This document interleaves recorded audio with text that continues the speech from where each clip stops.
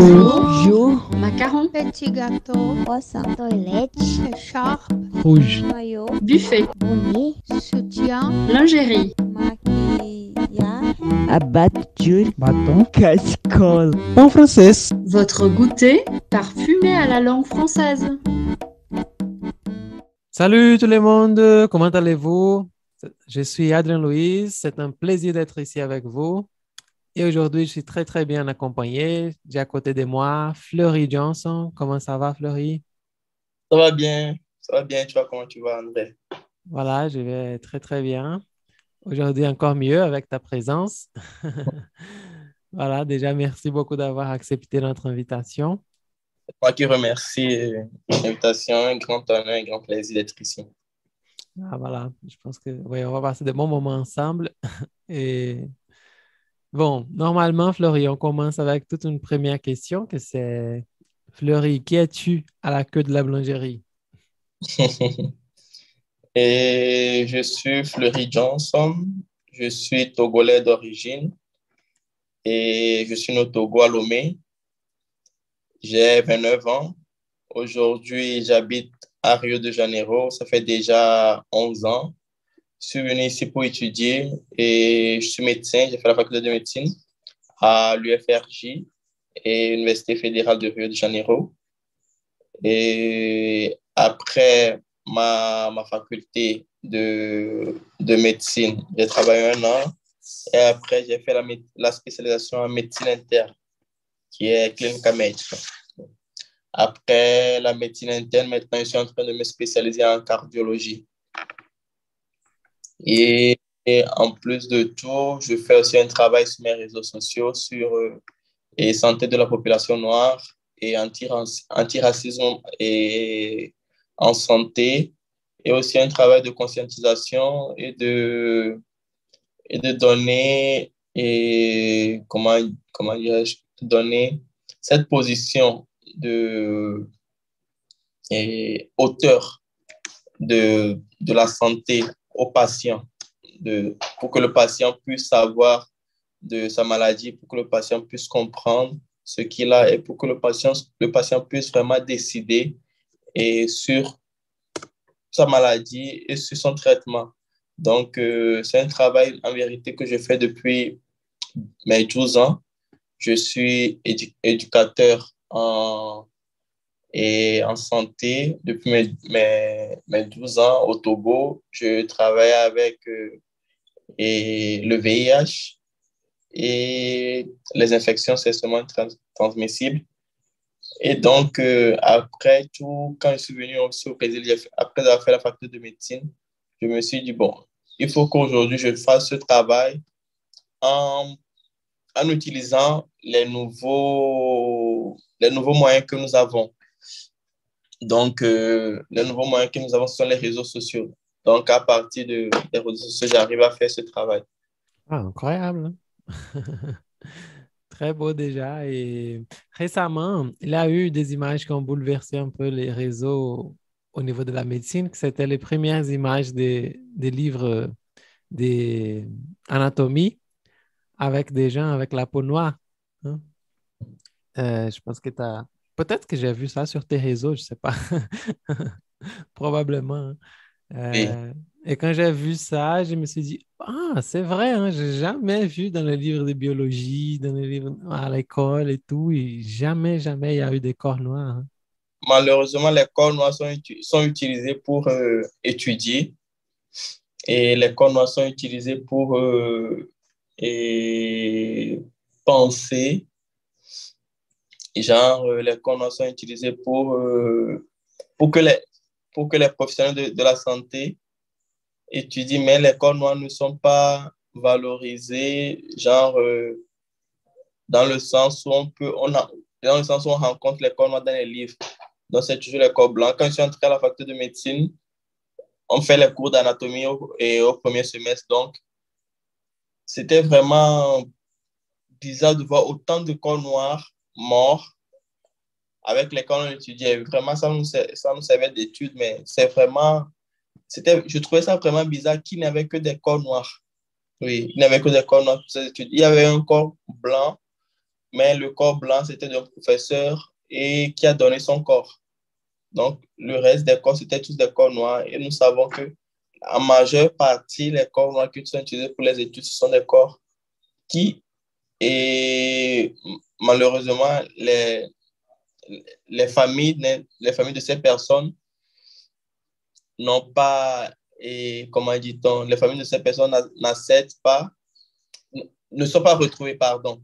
Les familles de ces personnes ne sont pas retrouvées, donc, et sont considérées comme indigènes, enterrés ou donnés à des facultés de médecine.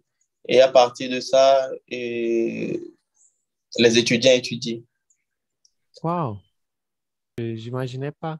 C'est encore plus dingue, hein. Donc, probablement les gens qui écrivent, qui font des images des livres de médecine, ils utilisent un corps noir pour voir les détails du corps et au moment de dessiner, ils vont colorer ça en blanc. En blanc, oui.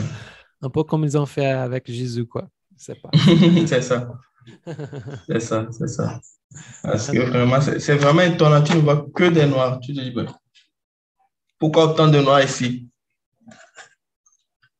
Et tu penses que ça, c'est peut-être une exclusivité du Brésil? Tu as étudié déjà la médecine ici ou tu as commencé au Togo déjà? J'ai commencé au Togo, mais au Togo, nous sommes tous noirs. Il n'y a que des noirs au Togo. Donc, c'est rare de rencontrer un blanc au Togo. Donc, au Togo, c'est vraiment... J'ai fait la première année au Togo. Et après, j'ai toujours rêvé d'étudier hors du Togo. Donc, j'ai essayé d'étudier en France. Je n'ai pas pu parce que c'était à l'époque du président Sarkozy. Donc, je n'avais pas eu le visa. Et alors, je suis parti, j'ai réussi pour l'université Kofi Annan de la Guinée et aussi à Dakar, pour étudier à Dakar, Sénégal. Mais je suis parti en Guinée. Quand je suis parti en Guinée, une semaine après, j'ai su que j'ai réussi pour le Sénégal et au Brésil. Donc, je ne savais pas ce que j'allais faire. Et mon père m'a demandé d'aller parler avec un professeur. Donc, le professeur qui m'a dit, bon, viens ici au Brésil, que ce serait mieux. Parce que c'est une réalité un peu plus proche de la réalité que nous avons en Afrique. Donc, et que pour lui, il ne me conseillerait même pas d'aller en France. Il me conseillerait de venir ici au Brésil et aussi par le fait que il y a plus de Noirs ici, tout et tout. Donc, il pensait que ce serait mieux que je vienne ici au Brésil. Donc, j'ai pris mes choses. 3 mois après, j'ai quitté la Guinée, je suis rentré au Togo, j'ai fait mes valises et puis 1 mois après, je suis venu ici au Brésil. Et donc, tu avais déjà un désir d'étudier à l'étranger, hein, de partir faire tes études à l'étranger. Oui, depuis tout petit. La première fois que j'avais tenté, j'avais 13 ans. Ouais. Et parce que j'ai la famille, j'ai plein de gens de ma famille en Europe, surtout en France. Donc, ma tante m'avait inscrit dans un collège en France, mais elle voulait que j'aille pour que je puisse finaliser l'inscription. Mais, et en ce moment, au Togo, pour qu'on puisse avoir la nationalité, pour pouvoir avoir le passeport, il faut d'abord avoir la nationalité. Genre, tu nais au Togo, mais tu n'es pas togolais. Tu n'es que togolais si tu as un parent togolais. Ah oui. Donc, il faut entrer avec un processus de demande de nationalité togolaise par la nationalité togolaise de tes parents, de ton père, de ta mère, par exemple. Donc, j'ai demandé la nationalité. Ça a duré un temps avant de sortir. Et quand c'est sorti, j'avais déjà perdu le temps. Quand c'est sorti, après, il faut entrer avec la demande de passeport, la demande de la carte d'identité et après la demande du passeport. Donc, j'ai perdu le temps pour pouvoir aller faire le lycée en France en ce moment. Ouais. Oui. Et donc, après, je suis vraiment content d'être ici. Je crois que ça a été la meilleure chose que j'ai faite. Ah, parfait. Ouais. Et la médecine, quand est-ce qu'elle t'est arrivée? C'était depuis petit aussi? Ou comment ça? Comment tu as décidé? Oui, à ce que je me rappelle, depuis mes 4 ans, j'ai toujours voulu étudier la médecine. Je disais que j'allais être médecin. Mon père aussi. Je ne sais pas si c'était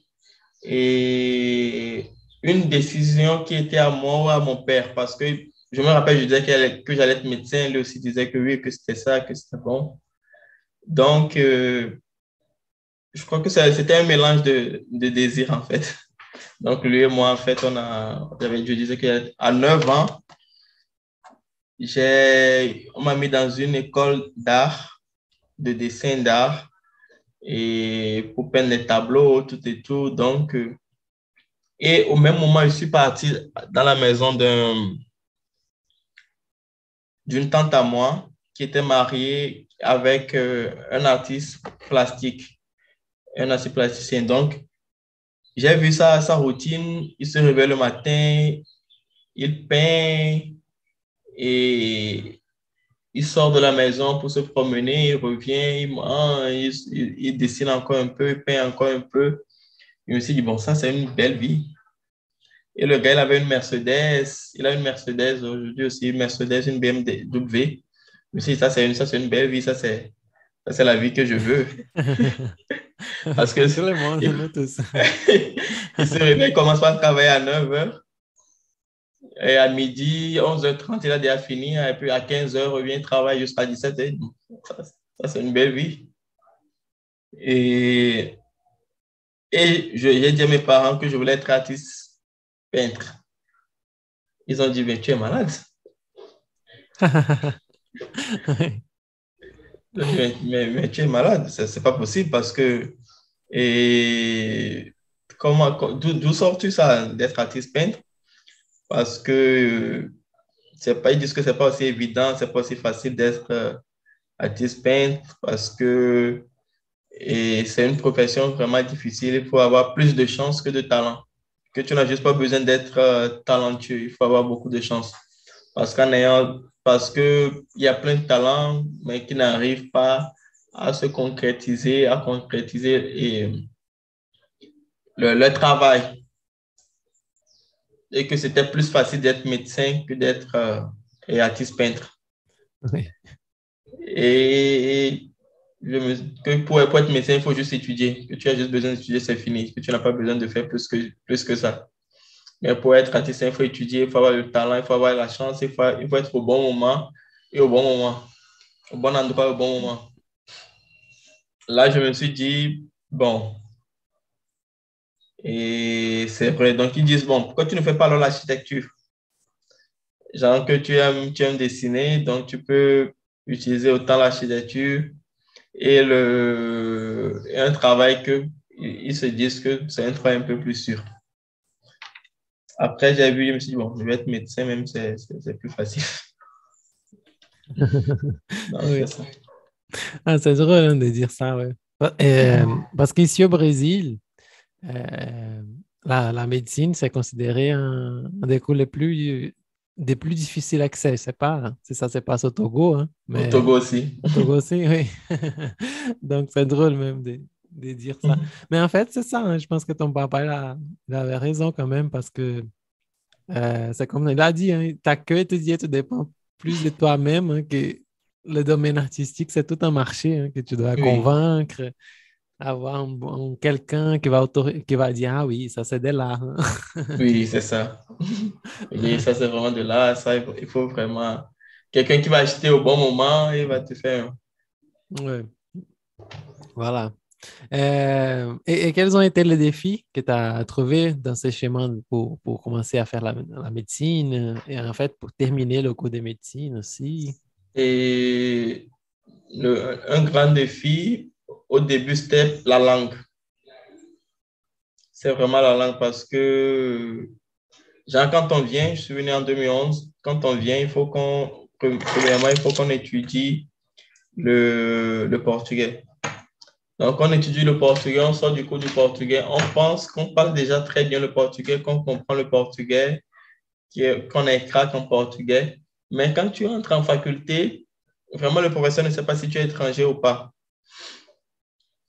Donc, tu te dis, mais vraiment, ça, c'est dingue parce que tu te dis, le professeur parle, tu ne comprends rien. Tu es là comme ça, tu te dis, bon, qu'est-ce qu'il dit? Qu'est-ce qu'il est en train de dire? Qu'est-ce qui... Et vraiment, les 4 premiers semestres pour moi, c'était vraiment difficile. Parce que je me disais, bon, je ne comprenais rien, j'étais dans la salle, je ne faisais que bûcher. Je prends le livre, je bûche. Je ne faisais que bûcher. Je ne comprenais pas au début, je ne faisais que bûcher, aller à l'épreuve et faire. Wow. Donc, tu étudiais plutôt tout seul, tu comprenais rien que le prof Oui, parlait. j'étudiais tout ça. Il y a des professeurs qui me disaient, ah, mais pourquoi, bon, ils me laissaient faire et les examens, les épreuves en français. Mais pour moi, ça ne changeait rien parce que je n'ai pas compris ce que tu m'avais dit en portugais. Comment est-ce que je vais écrire en français si je n'ai pas compris? Ah mon Dieu, terrible. Et T'as pas fait un cours t'as fait un cours de langue portugaise avant? oui, quand je suis venu la première année, on fait un cours de portugais. Jusque quand tu entres en salle, le professeur parle vraiment très vite et techniquement, donc Et c'est autre portugais, hein? c'est autre portugais. Donc tu te dis, mais vraiment, je ne comprends rien. T'as fait le CELPE-BRAS aussi, J'ai à fait. la fin, oui, oui. J'avais fait le CP, voilà, j'avais terminé avec intermédiaire supérieur Oui. quand je l'avais fait. Ouais. Donc, je me suis dit, ah, j'arrive à parler un bon parce que je suis entré en salle. Et après avoir franchi ces défis-là de la langue, ça a bien marché pour toi. Oui, oui, après avoir franchi le défi de la langue. Mais après, je me suis habitué à étudier tout seul, donc j'ai fait toute la faculté en étudiant tout seul. Et j'étudiais plus seul à la maison, plus qu'en allant à la faculté. Parce que le concept que moi j'ai, c'est faculté, tu dois être prêt à étudier tout seul. Donc, je prenais les matières qu'on avait, les matières qu'on aurait aux examens. Donc, j'étudiais tout seul et j'allais faire mes épreuves. Donc, c'est ce que je faisais. Oui. Et après, après ça aussi le racisme aussi, et qui est aussi un grand défi et durant la faculté. Je me rappelle que la première épreuve qu'on avait fait, j'ai eu 7,5 sur 10. Donc, mes collègues de classe se sont dit, mais comment est-ce que il a pu avoir cette note, 7,5 sur 10? Parce que c'est une note qui était supérieure à plein de gens de la salle. Donc, ils se disaient, mais comment est-ce qu'il a fait pour avoir cette note? C'est pas possible. Et c'est terrible, hein? Oui, et je Et me suis dit, on aperçoit les regards, hein, des gens qui nous regardent comme ça en disant, ah, quoi, comment tu as oui, eu cette note supérieure à moi c'est je ça. suis, je suis dans mon espace, hein. Tu n'es pas dans ton espace, entre guillemets, bien sûr, hein. Oui. Et tu as l'audace de voir cette note. Mais comment as-tu fait ça? Il se disait ça, mais et puis on fait d'autres brevets, mais il tire plus de notes que nous. Même si, bon. C'est parce qu'ils pensent que quand on est africain, on est borné, on est bête, on ne sait rien. Ils sont supérieurs à nous. Donc, c'est ce qui fait c'est ce qui fait que ils ont eu toutes ces attitudes. Donc, des fois, il y avait aussi des questions vraiment terribles. Ils se disent, ah, là, au Togo, là, en Afrique, est-ce que vous avez le cellulaire, tu habitais où? Est-ce que tu habitais dans la forêt? Je me suis dit, bon, comment est-ce que ces gens ont pu accéder à une faculté s'ils ne savent rien, premièrement, de la géographie, et deuxièmement, genre de la culture des autres pays? Je me suis dit, bon, ça, c'est pas possible parce que pour moi, au Togo, quand on a accès à l'université, durant toute la formation à l'école, on te donne un peu de notion de tout et de tous les lieux pour que tu aies une vision et un peu critique sur le monde. Il n'y a pas une vision bornée et sur Genre l'Europe, l'Afrique, on pense que l'Afrique, il n'y a que des animaux. Quand on voit la télévision aussi, c'est la même chose. On ne voit que, genre, je me dis, en Afrique, si on ne montre pas les animaux, on montre la guerre, puis c'est fini. Il n'y a pas d'autre chose que ça. Ou des gens morts, ou des animaux. Et des fois même, je blague en disant en Afrique, c'est comme si en Afrique, on n'a que des animaux parce qu'il n'y a pas de personnes. Il n'y a pas de ville, il n'y a pas d'économie qui fonctionne, il n'y a rien qui fonctionne, il n'y a que des animaux parce que c'est ce que la télévision montre. Donc, cela est renforcé par le racisme et cela est renforcé et à l'école. Quand tu demandes aux gens qu'est-ce qu'ils ont appris sur l'Afrique, les gens ne savent, l'Afrique, les gens ne savent rien. Donc, ça fait que et, ils reproduisent ce genre de choses. Donc, c'était des choses qui m'énervaient vraiment quand j'étais à la faculté. Je me disais, comment est-ce que les gens se disent ils sont à la faculté de médecine, ne savent même pas. C'est pas faculté de médecine, vraiment, tu dois savoir un peu de tout, c'est pas possible. Et vraiment, c'est des choses qui étaient vraiment. Je me disais, bon, c'est pas possible. Mais c'est possible, malheureusement. Non, oui, c'est terrible, hein, en fait. C'est vraiment terrible. Et tu parlais de cette image qui nous montre. Ici au Brésil, en fait, on étudie là, quand on va parler du continent africain, en fait, on parle de l'Afrique comme si c'était un pays déjà. Ouais. Et après, on parle juste dans l'école, on étudie que l'Afrique, c'est le lieu, l'Afrique, c'est pays, c'est le lieu d'où viennent les esclaves, d'où sont venus des esclaves. Et c'est terrible, c'est juste ça qu'on étudie. Après, l'Afrique, elle disparaît et on va étudier seulement l'histoire européenne. Hein? Et après, la brésilienne, un petit peu. C'est vraiment triste. Oui, c'est très triste. Et cette chose même des images qu'on voit, hein, quand on va voir une ville en Afrique, ils vont choisir un petit pays et ils vont à la campagne, au milieu de la forêt. C'est comme s'ils venaient au Brésil pour filmer seulement les indigènes. Ils ne vont pas filmer une ville. Hein? Donc, c'est seulement les peuples autochtones et tout. Hein? Oui, c'est ça. Vraiment triste. Ouais. Et j'imagine cette chose du racisme dans la fac de médecine. En fait, une faculté fédérale de médecine au Brésil, c'est le sommet de la bourgeoisie blanche brésilienne. Hein. Et à Rio encore, hein, c'est encore plus au niveau. C'était vraiment au centre de... et quand j'étais rentré, on n'était que 5 personnes noires dans la faculté. Il n'y en avait que 5 après. Et on avait un peu plus de personnes, ça a pu augmenter, mais vraiment, on n'était que 5 et c'est vraiment triste. Ouais. Après, il y avait plus de personnes noires qui sont entrées, mais je me disais, comment ça? Parce que l'image que le Brésil montre hors de l'Afrique, vraiment, c'est hors du Brésil. C'est autre chose. Donc, tu te dis, bon, il y a les Noirs partout, il y a les Noirs dans toutes les positions socio-économiques. Et tu viens ici, c'est toute une autre chose. Autre chose aussi qui était aussi un défi durant la faculté, c'était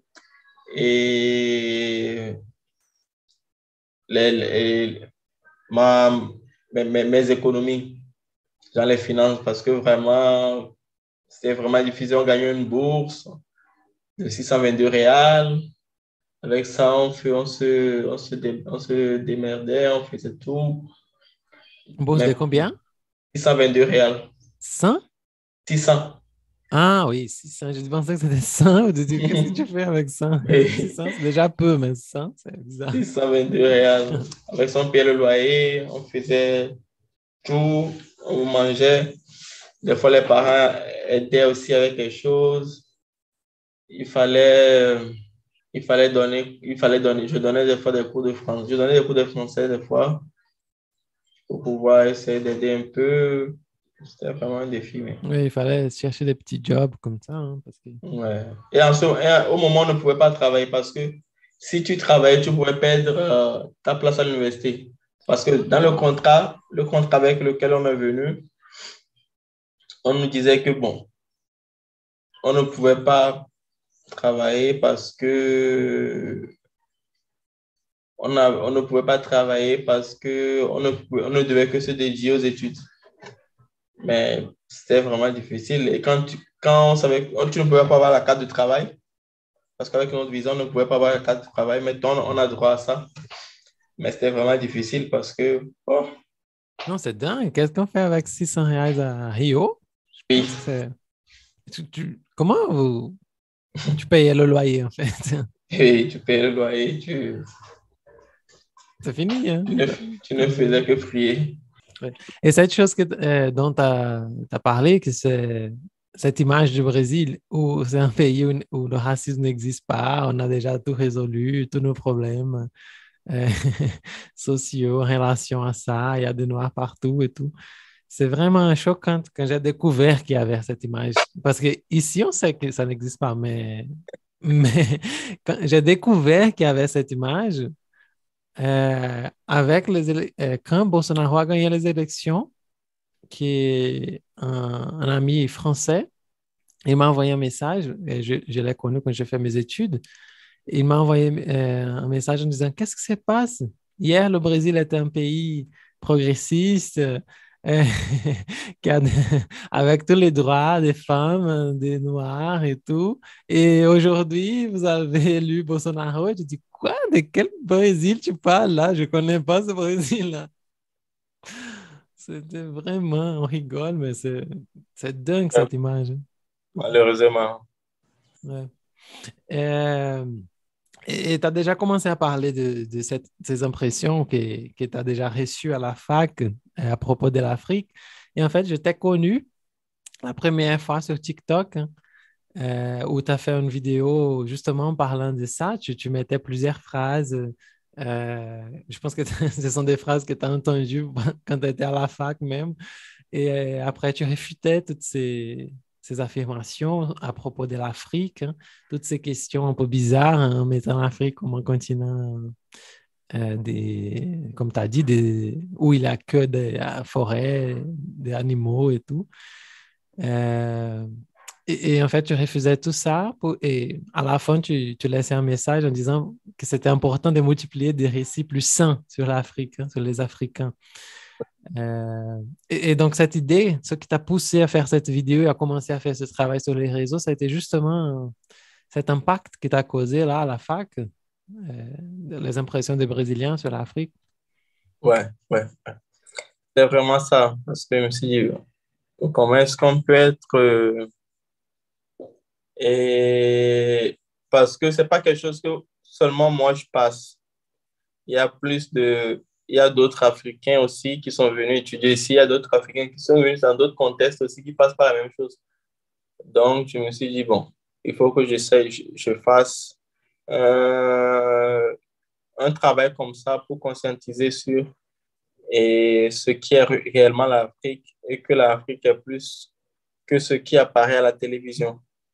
Et tu as des recommandations, par exemple, des chaînes africaines qui montrent une Afrique différente. Je sais qu'il y a TV5 Monde Afrique, où il y a des séries, des novellas qui sont assez intéressantes, hein. J'ai déjà regardé quelques-unes qui montrent l'Afrique comme une ville, hein. Ce n'est pas... Oui, il y a TV5 Monde d'Afrique, il y a TVA Africa, je crois il y a Africa et 24, Africa 24, Oui. Africa 24 aussi. Et il y a aussi une télévision que j'ai.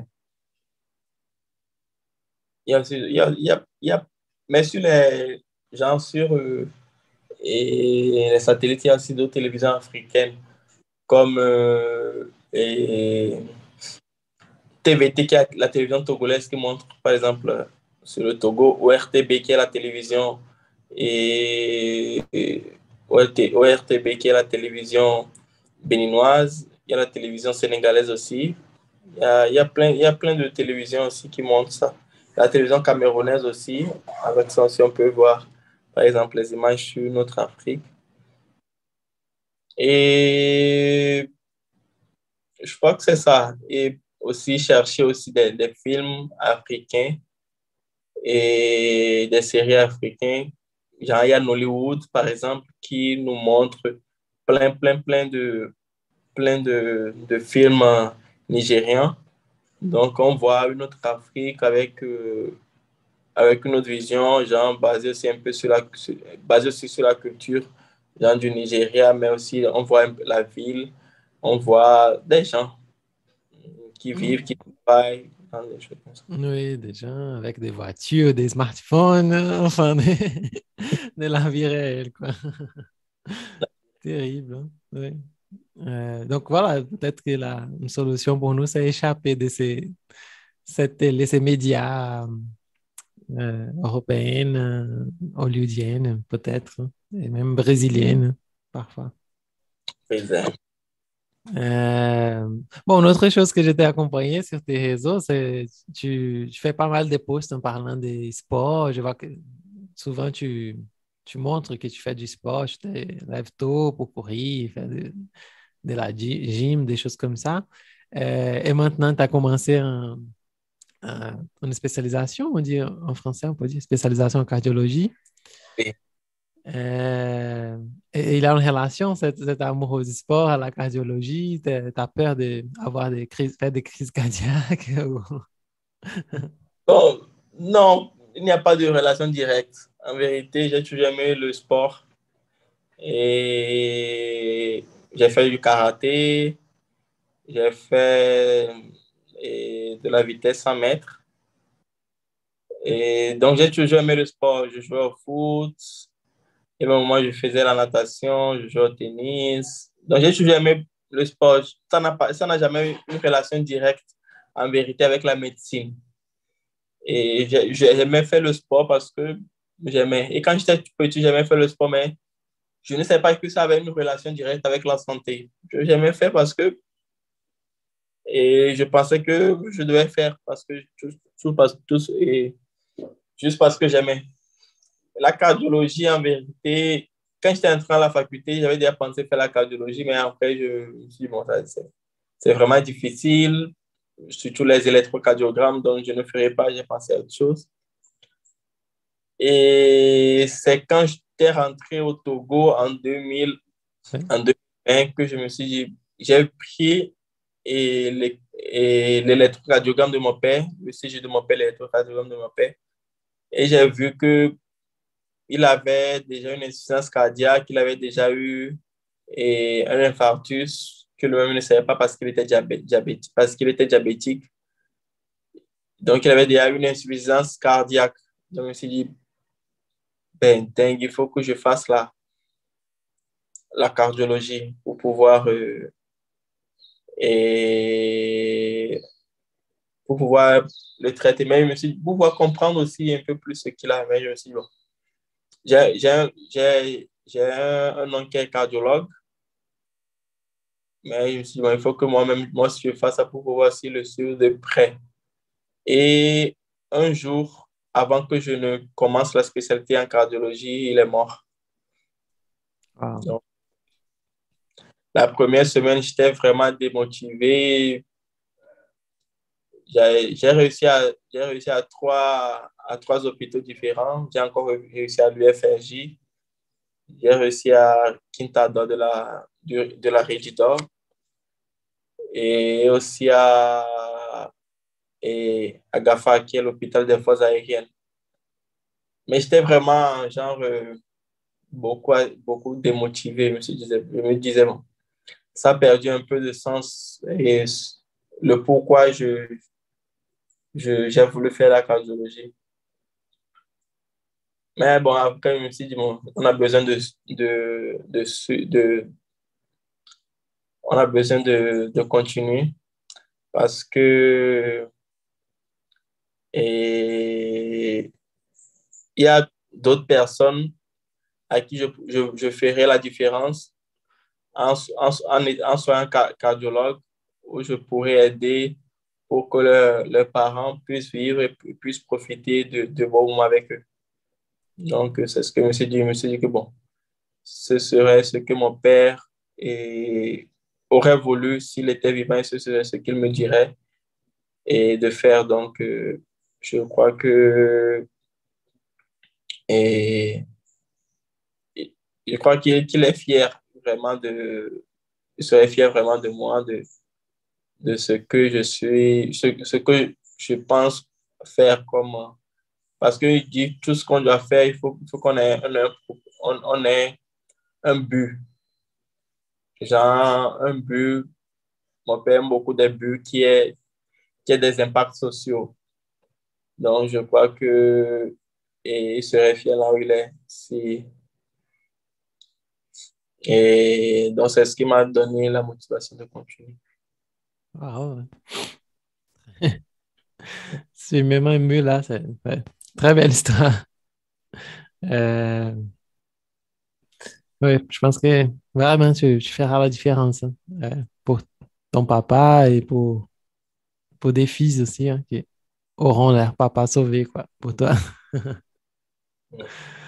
Euh, ouais.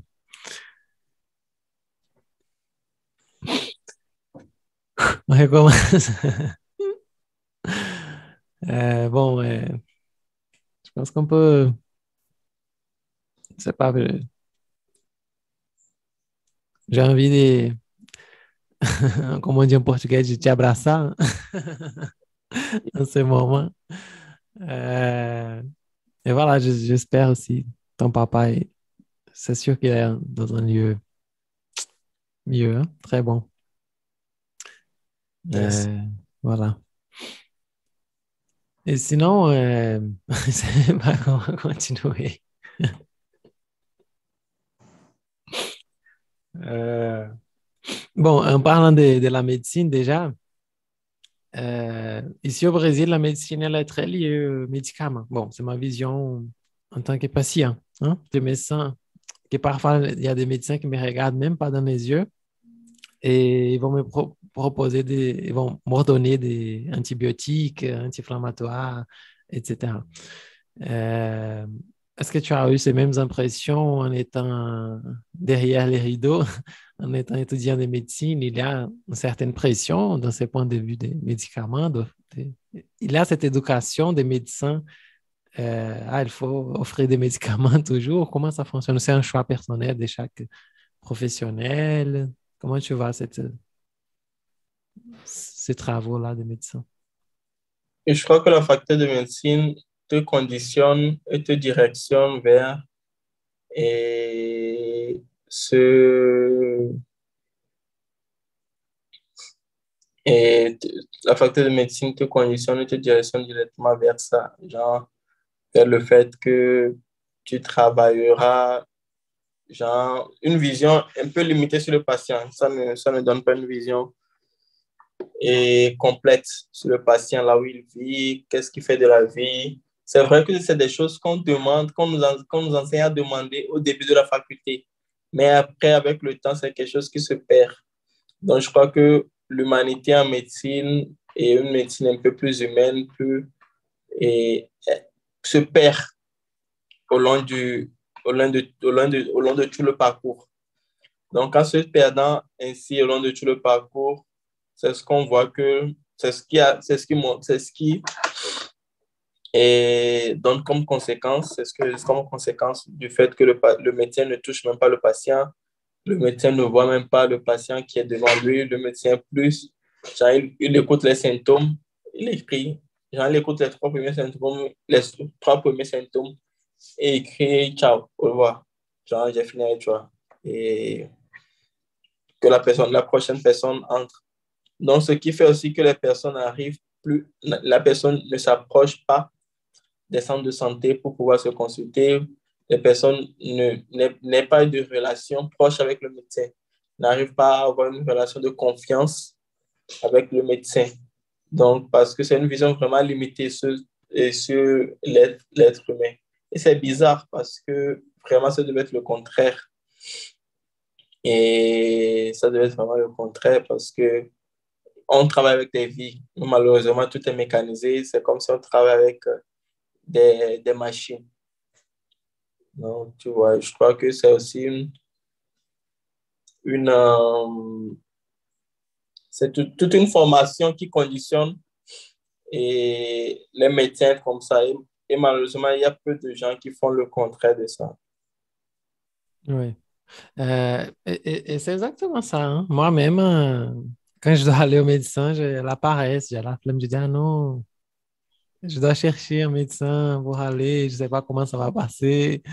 Et parfois, je vais dans un médecin, il me dit quelque chose, il dit non, je ne suis pas d'accord, hein, je pense que ce n'est pas ça. Il ne m'a même pas regardé, je cherche un autre. Et je dis toujours à mes amis, je dis, bon, si tu trouves un médecin que tu aimes, ne le lâche jamais, hein. Et tu penses qu'au Togo, c'est comme ça aussi? Je ne sais pas si tu as eu cette expérience de médecine. Malheureusement, au Togo aussi, c'est comme ça. Ouais. Parce que je crois que et la médecine, j'ai beaucoup de critiques à la médecine européenne. Je crois que la médecine européenne et, met les patients, met les gens dans ce genre, donne une formation aux médecins qui est reproduite dans tout le monde, dans le monde entier. En Afrique, par exemple, on a la médecine traditionnelle togolaise qui est vraiment différente de la médecine européenne. La façon dont les médecins traditionnels traitent, praticiens traitent les patients, c'est vraiment différent. Et quand tu vois une reproduction, par exemple, de la médecine européenne, c'est la même chose. Ici, c'est la même chose. Au Togo, c'est la même chose. En Guinée, donc, c'est cette même chose qui est enseignée parce que les écoles de médecine étaient les mêmes. Genre, par exemple, l'obstétrique, par exemple, on avait l'école de médecine en Allemagne et en France. Donc, la reproduction dans le monde, tout le monde allait étudier là-bas et reproduisait la même chose au monde, genre, dans le monde. Donc, genre, par exemple, quand les femmes sont en travail, les gens disaient, ah, bon, quand tu es parti coucher avec quelque chose là, tu n'as pas réclamé, maintenant tu as réclamé, pourquoi? Et c'est les mêmes phrases qui sont utilisées dans le monde entier. Ouais. Tu vois, donc, il faut qu'on ait et c'est important d'avoir cette critique à la médecine occidentale pour qu'on puisse dire, pour qu'on puisse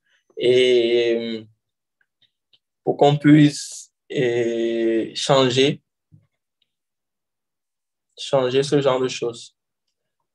Donc, je crois que c'est ça. Et aussi, je pense que nous devons... Et c'est la même chose qui arrive avec mon père aussi. Il y avait le néphrologue qui suivait mon père vraiment. Je me disais, bon, le gars, vraiment, il travaille avec... Il y a un ami qui était en train d'étudier qui avait la première année. Il dit, bon, c'est sûrement parce qu'il est surchargé. Il dit, bon, si tu es surchargé, il faut alors diminuer le nombre de patients que tu as parce que et si c'est ça que tu fais, ça montre directement que tu ne veux que l'argent. On travaille, même si c'est un travail aussi, mais vraiment, c'est un travail qui a directement un impact sur la vie des personnes. Donc, ce n'est pas juste, tu vas faire la dialyse, tu ne vois plus jamais la personne. Tu viens, on te parle, tu n'écoutes même pas. Et c'est ça. Donc, vraiment, c'est vraiment triste. C'est vraiment triste parce que je me disais, bon, c'est pas possible. Oui.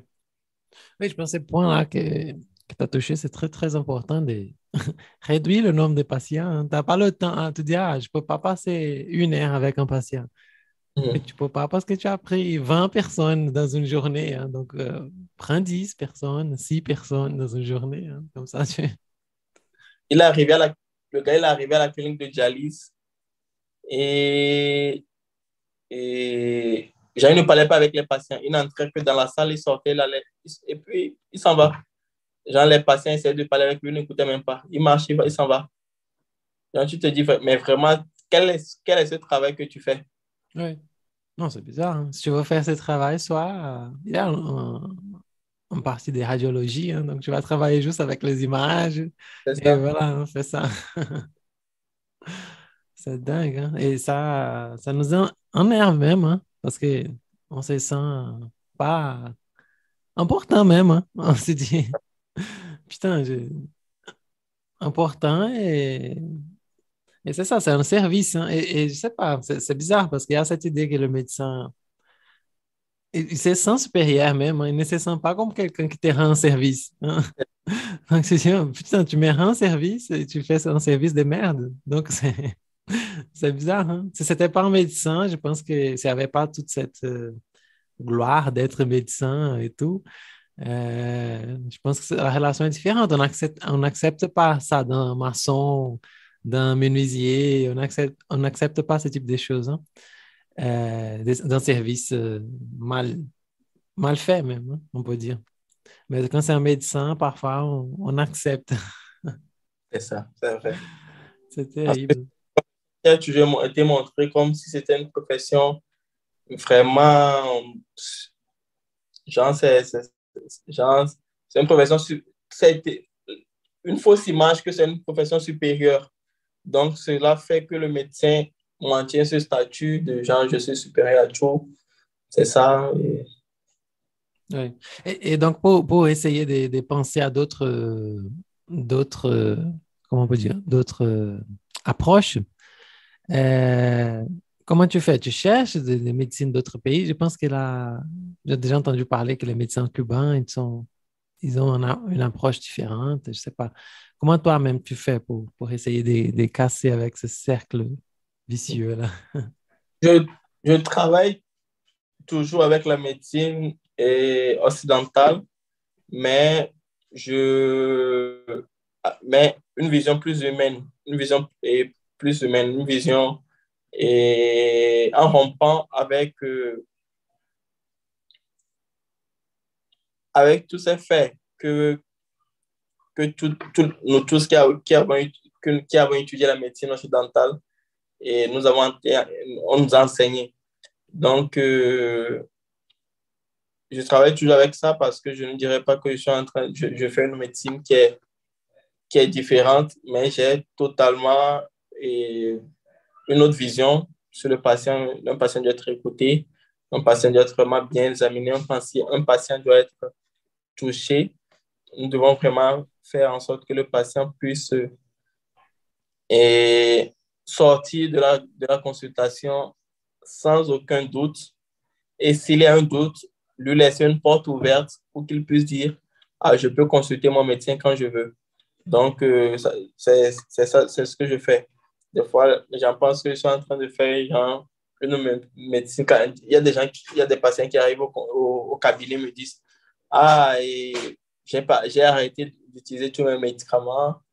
Je sais que tu travailles avec la santé de la population noire, donc je voulais que tu résoutes mon cas pour que je ne prenne plus de médicaments. Je lui ai dit, bon, non, mais je ne fais pas un travail qui est différent de la médecine occidentale, mais c'est un travail que je fais pour que nous deux, on puisse arriver à un consensus sur ton traitement. Ouais. Et un consensus de partage. Donc, c'est ce que c'est ce que je fais comme. Oui, c'est beau, hein. En fait, après écouter ça, laisse là le téléphone de ton cabinet parce que je pense qu'il y aura des gens qui vont vouloir te chercher, quoi.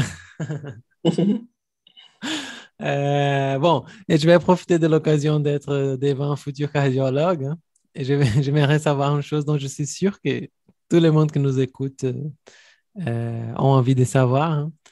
Comment on fait pour guérir un cœur qui a été brisé par un chagrin d'amour?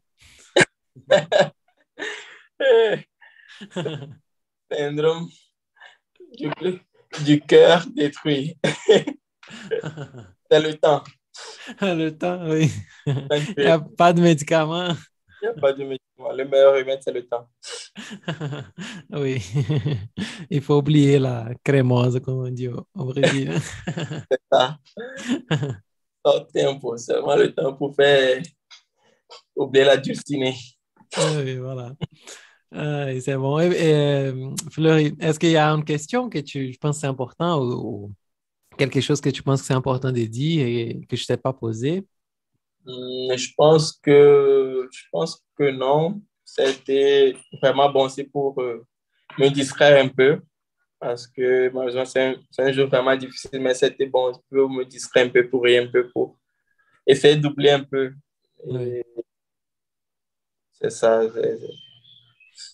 Jusqu'à maintenant, pour dire la vérité, je n'arrive pas à accepter que vraiment mon père est mort. Mais je crois que ça fait partie. Ouais. Parce que, comme je le dis, je crois qu'il était mortel. Ça fait partie. Ah, mais il sera toujours là avec toi, hein? Euh, Bon, et normalement, on pose une toute dernière question, hein, que c'est qu'est-ce qui va avec ton pain aujourd'hui? Comment tu vas farcir notre pain, les pains de ceux qui nous écoutent, avec des références, des choses pour aller au-delà de cet épisode? J'indiquerai de chercher, de lire des auteurs africains, genre Thomas Sankara, Wole Soyinka, et Cheikh Anta Diop, et Kamaralai, que j'aime beaucoup, L'Enfant Noir, et son livre L'Enfant Noir. David Diop, qui a écrit un poème sur l'Afrique, mon Afrique, Afrique des fiers guerriers dans les savanes ancestrales. Et David Diop, et Ahmed Sékou Touré, qui a écrit sur les États-Unis d'Afrique. Et Ampateba aussi. Donc, c'est ça. Ah, c'est parfait, hein? Voilà. Bon, Fleury, grand merci. Ça a été vraiment un énorme plaisir de parler avec toi. Depuis le début, tu étais très ouvert même. Et j'imaginais même que tu n'allais pas me répondre au début. J'ai dit, ah bon, je vais risquer, je vais lui envoyer un email et on va voir ce qui va se passer. Merci beaucoup. Bon, voilà, merci beaucoup. Et à tous ceux qui nous accompagnent jusqu'à ce moment-là, merci de nous avoir écoutés. Et comme d'habitude, on aura des contenus exclusifs sur notre Instagram. On va taguer Fleury, accompagner Fleury aussi sur ses réseaux. En fait, quelle est l'arrobase déjà? Arrobase DR Dr Fleury Johnson, DR Fleury Johnson. Oui. Voilà. Et pour d'autres choses, je vais laisser. Ça va, les réseaux, ça va pour toi, hein? Oui. C'est ça. Et donc, merci à tous. Merci à tous qui étaient avec nous jusqu'à la fin ici. Merci à Adrien aussi pour l'invitation. Et ça a été vraiment un plaisir. Vraiment, ça m'a aidé à me distraire un peu aujourd'hui. Merci beaucoup. Voilà, parfait. Merci à toi, hein? Bon, voilà. Au revoir à tout le monde. Ciao. Salut. À bientôt. Bonne journée. Bonne soirée. Ciao. À la prochaine.